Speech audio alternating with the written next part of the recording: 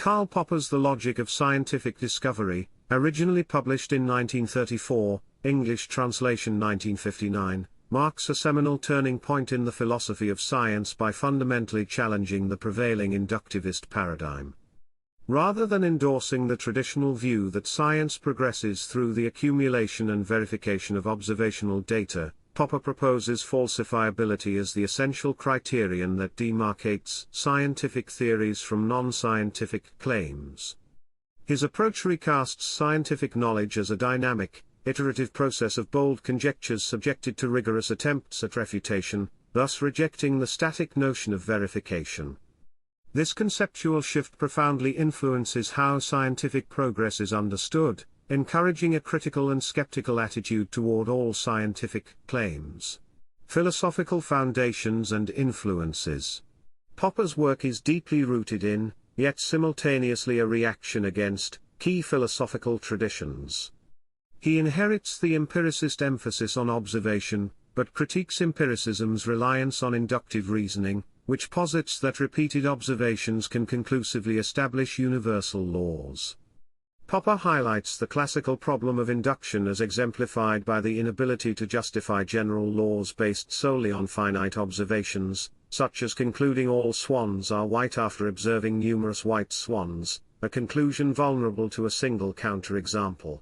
Moreover, Popper explicitly challenges the logical positivist verification principle championed by the Vienna Circle, which asserts that a statement is meaningful only if empirically verifiable. Influenced by David Hume's skepticism about the logical basis of induction, Popper seeks an alternative methodology that avoids these pitfalls.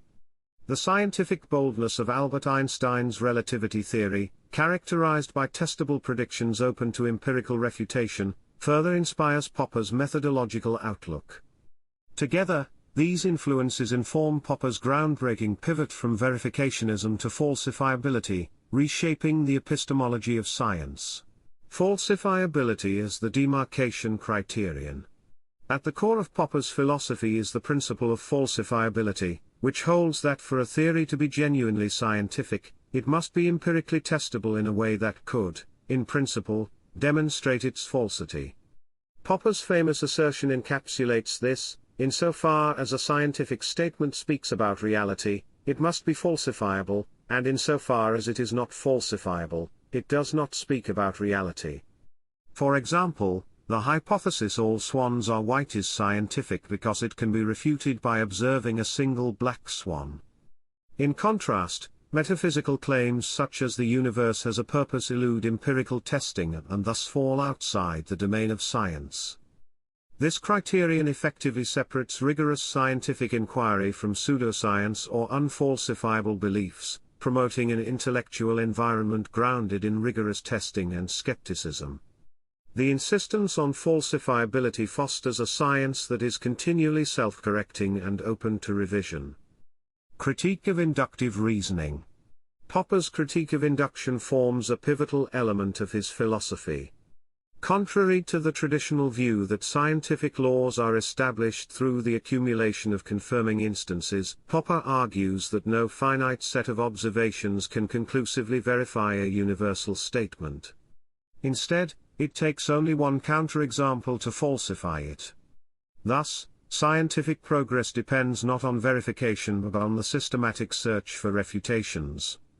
This fundamental insight shifts the scientific enterprise away from confirmation bias toward a rigorous pursuit of potential falsifiers, challenging scientists to embrace doubt and criticism rather than certainty. This rejection of induction also underscores the provisional and tentative nature of scientific knowledge, emphasizing that scientific theories can never be definitively proven but can be shown false, thereby propelling science forward. The dynamic process of conjectures and refutations. Popper envisions science as a dynamic dialectic of proposing bold conjectures followed by rigorous attempts at refutation. Scientific knowledge advances not by accumulating unassailable truths but by the elimination of erroneous theories through empirical testing. Popper famously remarks that the growth of knowledge depends entirely upon disagreement, highlighting the constructive role of criticism and controversy. A quintessential example is Einstein's theory of general relativity, which made precise, risky predictions, such as the bending of starlight during a solar eclipse, that were subject to empirical test. The theory's survival of these tests strengthened its status, yet it remains open to falsification by future evidence. This framework enshrines scientific knowledge as provisional, contingent, and ever subject to revision, fostering adaptability and innovation within the scientific community. Addressing the problem of demarcation. One of Popper's central contributions is his solution to the demarcation problem: how to distinguish scientific theories from pseudoscience.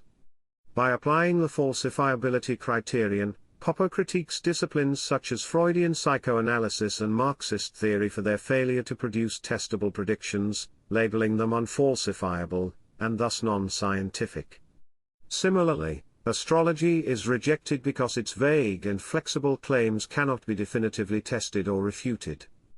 Popper's demarcation criterion thus acts as an intellectual safeguard, enabling the scientific community and society at large to identify and exclude pseudoscientific claims, promoting rigor and clarity in scientific discourse. Theory-ladenness of observation. Popper further acknowledges the complex interplay between theory and observation.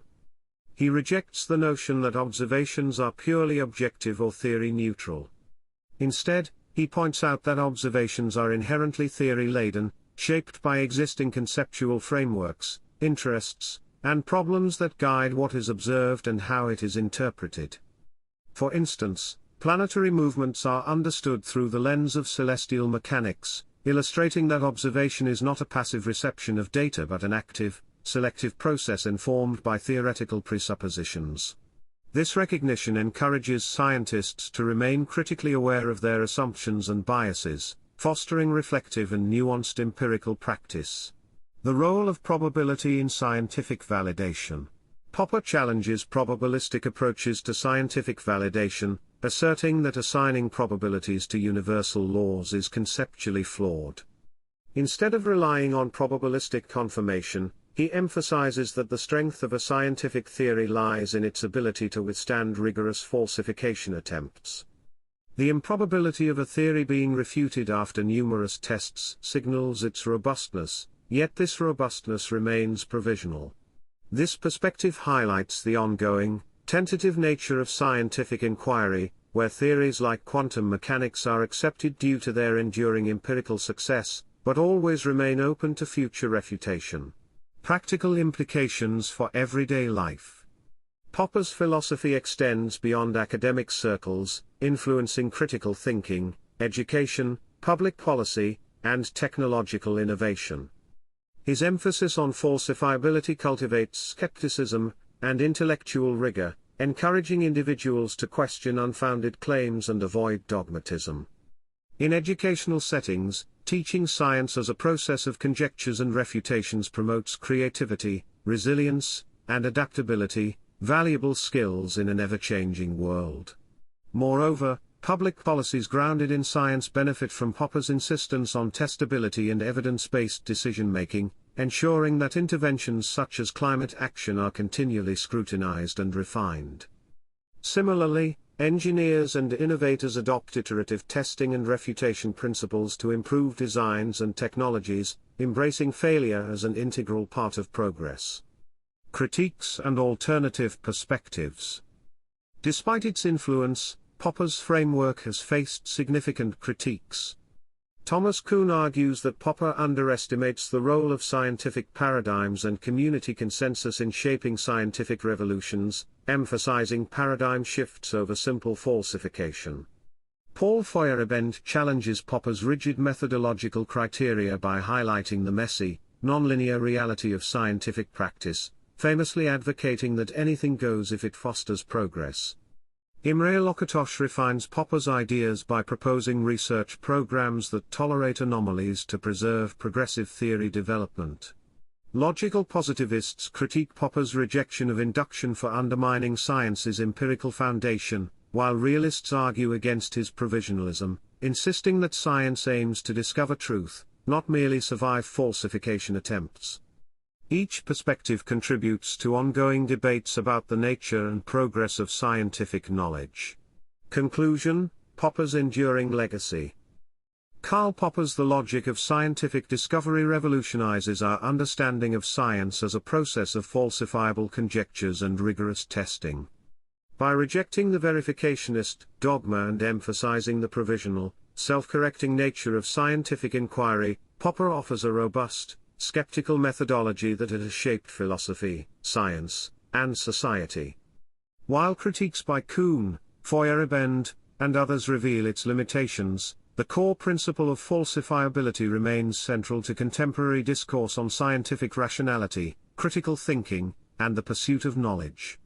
Don't forget to like and subscribe if you found this overview helpful and want to stay updated on future content exploring sociology, philosophy, and social theory.